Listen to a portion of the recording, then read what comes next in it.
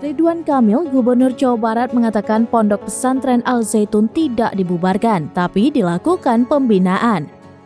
Para pembinanya diputuskan oleh Kementerian Agama. Pembinaan Al Zaitun dimaksudkan untuk memastikan bahwa proses belajar mengajar, kurikulum yang digunakan, pola pikir atau mindset yang menjadi pedoman adalah Pancasila dan NKRI.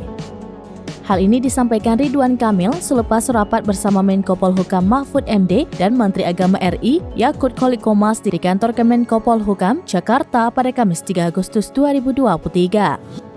Pria yang akrab disapa Kang Emil ini mengatakan para siswa yang belajar di Pondok Pesantren Al Zaitun tetap melakukan kegiatan pendidikannya, namun guru-guru pengajarnya kemungkinan menggunakan tenaga baru atau ada opsi tetap dengan guru yang lama tapi tenaga pengajar tersebut harus sudah melalui pembinaan. Hal itu kata Ridwan Kamil akan diatur oleh Kementerian Agama. Sebelumnya, Menteri Koordinator Bidang Politik, Hukum, dan Keamanan atau Menko Polhukam Mahfud MD memastikan pemerintah akan menyelamatkan Pondok Pesantren Al Zaitun usai pimpinannya, Panji Gumilang, ditetapkan sebagai tersangka kasus dugaan penistaan agama. Mahfud mengatakan kegiatan belajar di Pondok Pesantren tersebut akan terus berjalan seiring dengan proses hukum terhadap Panji.